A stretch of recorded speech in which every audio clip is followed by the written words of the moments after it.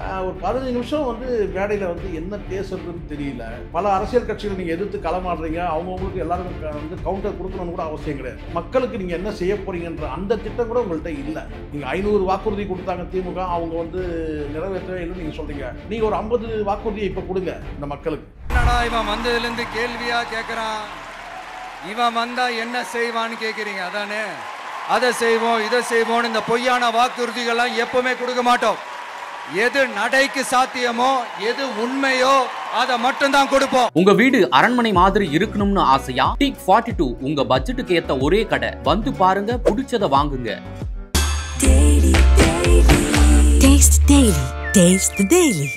எக்கச்சக்கம் கூட்டம் வருது, எக்கச்சக்கம் கூட்டம் வருது, இதே சொல்லிட்டு இருந்தீங்கன்னா அப்படி ஒன்றும் எக்கச்சக்க கூட்டம் இல்லை. ஒரு 5000 பேர் வந்து வேனுக்கு முன்னாடியும் 5000 பேர் வேனுக்கு பின்னாடி இருக்கணும், அவ்வளோதான். அந்த 10,000 பேரோட அப்படியே நகர்ந்துட்டே வருது, அவ்வளோதான்.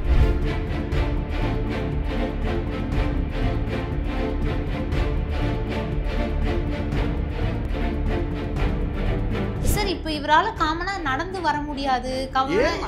நீங்க தான் சொல்றீங்க. மணமகள் மணமகன் 2 பேரும் வந்து தாலி கட்டு கல்யாணம் பண்ணி வந்திருக்காங்க. ஊரே வந்து வெளியே வந்து வேடிக்கை பார்க்கும். அதுக்கப்புறம் வந்து பார்த்தா மீன் மார்க்கெட் போயிட்டு வருவாங்க, ஒரு வாரம் கழிச்சு போயிட்டு வருவாங்க. யாரும் பார்க்கறதுக்கு ஆள் அப்படி பழக்கப்படணும். நீங்க அப்படி இல்லை, நீங்க இன்னும் புது பொண்ணாவே இருக்கிறீங்கல்ல.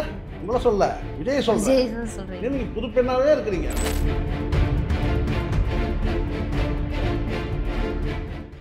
வணக்கம் சார். வணக்கம் வணக்கம். விஜய் அவர்களுடைய பிரச்சாரம், இதை நீங்கள் எப்படி பார்க்குறீங்க? எனக்கு ஒன்றும் பிரச்சாரம் ஒன்றும் அது வந்து பெருசாக ஒன்றும் சொல்லிக்கிறதுக்கு இல்லை. என்னவோ பாவம் வந்து சினிமாவையும் விட்டுட்டு வந்து அரசியலையும் விட்டுட்டு நடு ரோட்டில் நிற்பாரோன்ற மாதிரி தான் தோணுது. எனக்கு தெரிஞ்சு அவருக்கு அரசியல் செட் ஆகலை தான் நான் நினைக்கிறேன். விஜய்க்கு வந்து அரசியல் செட் ஆகலை, அப்படி தான் சொல்லணும். அவருக்கு அரசியல் பொருந்தலை, அவருக்கு அரசியல் தெரியல.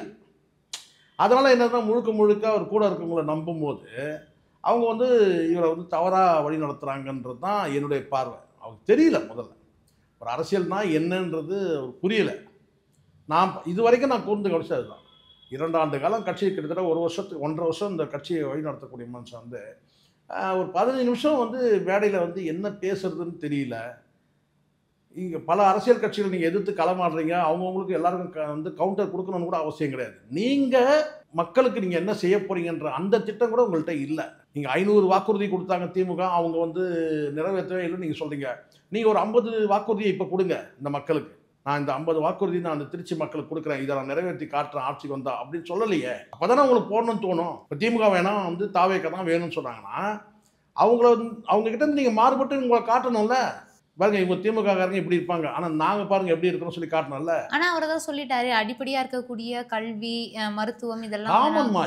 இது எல்லாமே காமன், எல்லாருமே சொல்லுவாங்க. இப்போ நான் கேட்குறேன், திமுக ஆட்சியில் இருக்குது, அடுத்த ஆட்சிக்கு வரும்போது பார்த்தீங்கன்னா மறுபடியும் அதே அறிக்கையை விடுவாங்க.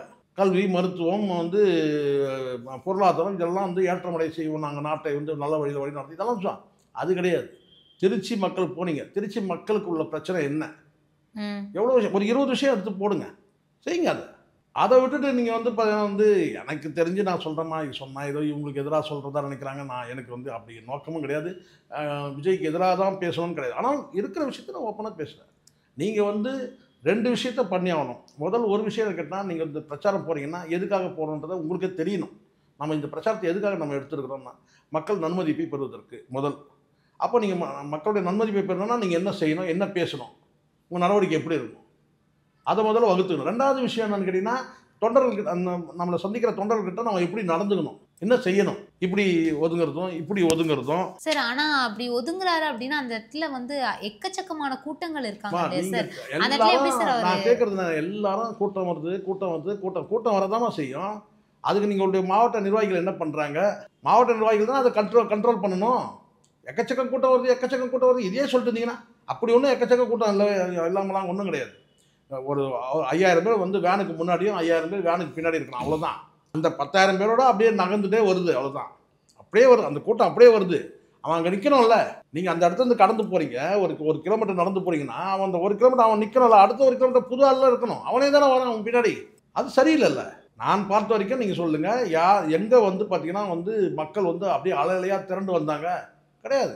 ஒரு குறிப்பிட்ட மக்கள் அந்த வந்து வாகனத்தை சூழ்ந்துக்கிட்டு அப்படியே நகர்த்திட்டு வராங்க அந்த வாகனத்தை. அப்படியே நீங்கள் என்ன செய்யணும், முன்னாடி இறங்கி இருக்கட்டா, முதல்ல விலைக்கு போங்க, வண்டியை விடுங்க. நீங்கள் முதல்ல குறுக்க சைடில் நில்லுங்க, வண்டியை விடுப்பானே அப்படி சொல்லணும்ல. அது செய்யலையே. நீங்கள் இருக்க நீங்கள் என்ன சொன்னால் 5000 இன்னும் கொஞ்சம் 5000 சேர்த்து 10000 வைக்கணும். முன்னாடி ஒரு 10000 பேர், பின்னாடி ஒரு 10000 பேர், 20000 பேர் அப்படியே நகர்த்திட்டு போகிறான்.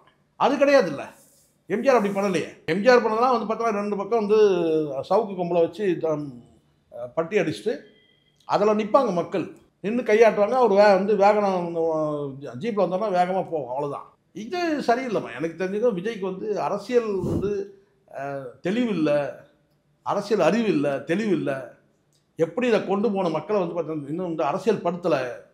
நீங்கள் அரசியல் படுத்திருந்தீங்கன்னா, ரொம்ப சிம்பிளாக சொல்கிறேன், நீங்கள் அரசியல் படுத்திங்கன்னா குறைஞ்சபட்சம் அந்த தொண்டர்களுக்கு ஒரு அறிவுறுத்தல். என்ன அறிவுறுத்தல்னு கேட்டால், நீ வாகனத்தோட பயணிக்காதன்னு சொல்கிற, அதெல்லாம் வேற. நீ பின்தொடர்ந்து வராத, கம்பத்து மேலே, மரத்து மேலே, அதெல்லாம் ரைட். அதெல்லாம் கொடி எடுத்துகிட்டு வந்து சொல்ல வேணாம். யாரும் கட்சி கொடியே இல்லாமல் எல்லாம் வந்து பார்த்தீங்கன்னா துண்டை மாட்டிட்டு வந்துடுறான். அந்த துண்டை மாட்டி இருக்கணும் தான் NDTV வந்து ரிப்போர்ட்டர் காலத்தில் மாட்டுறான். அப்போ என்ன இருக்குது இவங்களுக்கு? ஒழுக்கமே இல்லாமல் தருதலைகளையும் தற்கொலைகளை வச்சுக்கிட்டு நீங்கள் என்ன பண்ண முடியும்? அது ரசிகர்கள் செய்யக்கூடிய தவறுமே வந்து அதுதான் சொல்றீங்க. நீங்களே சொல்லிட்டீங்க, ரசிகர்கள் சொல்லிட்டீங்க. முடிஞ்சிச்சா இல்லையா? இப்போ நீங்கள் தானே ரசிகர்கள் சொன்னீங்க. ரசிகர்கள்னா முடிஞ்சிச்சு. அதுலேயே விஜய் இன்னும் நடிகராக இருக்கிறாரு, அவங்க ரசிகர்களாக இருக்கு. அவ்வளோதான். தொண்டர்கள் மாறணும்ல. அரசியல் கட்சி தொடங்கிட்டீங்க, ரசிகர்லாம் நீங்கள் தொண்டராக அந்த மாத்திர வேலையை நீங்கள் செய்யவே இல்லை. காரணம்னா நீங்கள் மாறல. நீங்கள் இன்னும் நடிகராகவே இருக்கிறீங்க. அதனால தான் ஜட்டு, அதுக்கப்புறம் வந்து கேரவன், இப்படி இருக்குது உங்கள் அரசியல். ஆனால் காமராஜர் வச்சுட்டீங்க. காமராஜர் எந்த ஜெட்டில் போனார், எந்த கேரவனில் போனார் சொல்லுங்கள்? இப்போ அவருக்கும் இவருக்கும் நிறைய வித்தியாசங்கள் இருக்குல்ல சார். எனக்கு வித்தியாசம் சார் இப்போ இவரால் காமனாக நடந்து வர முடியாது. ஏமா நீங்கள் தாம்மா சொல்கிறீங்க. புதுசாக நீங்கள் பாருங்கள், மணமகள் மணமகன் 2 பேரும் வந்து தாலி கட்டு கல்யாணம் பண்ணி வந்திருக்கிறாங்க. ஊரே வந்து வெளியே வந்து வேடிக்கை பார்க்கும். மறுநாள் அந்த காஸ்டியூம்லாம் கலைச்சிருவாங்க. கலைச்சிட்டு நார்மலாக சினிமாவுக்கு போவாங்க. அப்போ ஊர்லேருந்து வந்து பார்த்தவங்க கேட்டால் அந்த தெருவில் இருக்கிறவங்க வந்து வெளியே வந்து பார்ப்பாங்க. அதுக்கப்புறம் ஒரு வாரம் 10 நாள் கழிச்சு வந்து பார்த்தீங்கன்னா வந்து ப்ரொவிஷன் வாங்குறதுக்கு கட்டப்பை எடுத்துகிட்டு 2 பேர் போனாங்கன்னா அப்போ ஒரு வீட்டில் வந்து ஒரு 4 பேர் பார்ப்பாங்க. அவ்வளோதான். அதுக்கப்புறம் வந்து பார்த்தீங்கன்னா மீன் மார்க்கெட் போயிட்டு வருவாங்க. ஒரு வாரம் கழிச்சு போயிட்டு வருவாங்க. யாரும் பார்க்கறதுக்கு ஆள் இருக்க மாட்டாங்க. அப்படி பழக்கப்படணும். நீங்கள் அப்படி இல்லை. நீங்கள் இன்னும் புது பெண்ணாகவே இருக்கிறீங்கல்ல. உங்களை சொல்ல விஜய் சொல்கிறேன். நீங்கள் புது பெண்ணாகவே இருக்கிறீங்க. இன்னும் வெக்கப்படுற இடத்துலேயே இருக்கிறீங்க. நீங்கள் காலில் வந்து கோலம் போடுற கட்டை வச்சு கோலம் போடுவாங்களா, அதிலேயே இருக்கிறீங்க. இன்னும் நீங்கள் இன்னும் ஒரு மக்களுக்கான தலைவராக நீங்கள் கீழே இறங்குங்க சார். வண்டியை விட்டு இறங்குங்க சார். நீங்கள் விஜயகாந்த் அப்படி தானே இறங்குனாரு. வண்டியை விட்டு இறங்குங்க நீங்கள். ஸோ எனக்கு தெரிஞ்சு ஏமாத்துறாங்க. விஜய்க்கு வந்து நான் கேட்டேன்னா வந்து ஏமாத்துறாங்க. விஜய்க்கு என்னன்னா வந்து உங்களுக்கு தெரியும், இந்த படம் வந்து கடைசி படம் தான் சொல்கிறாங்க. அடுத்த படம் நடிக்க போகிறாரு. 26ல் ஒர்க் அவுட் ஆகலைன்னா மறுபடியும் சினிமாவுக்கு போயிடுவார். அதுக்கு தான் ஒரு 10% மேலே ஓட்டு வாங்கிச்சுன்னா நிற்பார் அரசியலில். இல்லைனா வந்து புசியானந்துக்கிட்ட கட்சியை கொடுத்துட்டு அவர் போயிடுவார் சார், நடிக்க போயிடுவார். அவ்வளோதான். அதுதான் அவங்க பிளானே. இப்போ இந்த ஒரு பிரச்சாரத்திலே பெருசாக பேசும் பொருளாக மாறி இருந்தது. அவர் வந்து பேசுனது மைக்கில் சரியாக கேட்கல அப்படிங்கிற ஒரு இஷ்யூ வந்து பெருசாக பேசப்பட்டுருச்சு இல்லையா? இதை நீங்கள் எப்படி பார்க்குறீங்க? ஏன்னா குறிப்பாக நிறைய பேர் இதை எப்படி எடுத்துக்கிறாங்க அப்படின்னா, ஒரு தலைவராக இருக்கீங்க ஆனால் இதை கூட உங்களால் பார்க்க முடியான்ற ஒரு பாயிண்ட் இருக்கிறாங்க.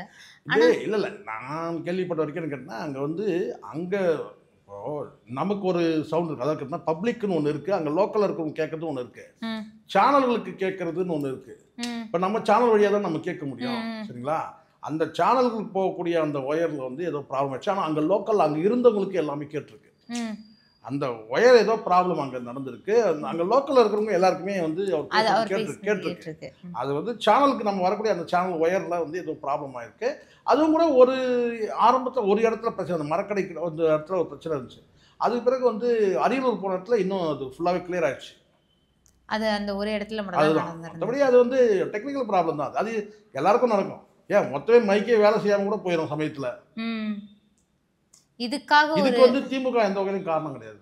இந்த மைக் வந்து இன்னொரு விஷயம் பெருசா பேசுனது என்னன்னா, திமுக வந்து காரணம், திமுக வந்து உள் சதி காரணம் அதுக்கு அப்படி சொல்ல முடியாது.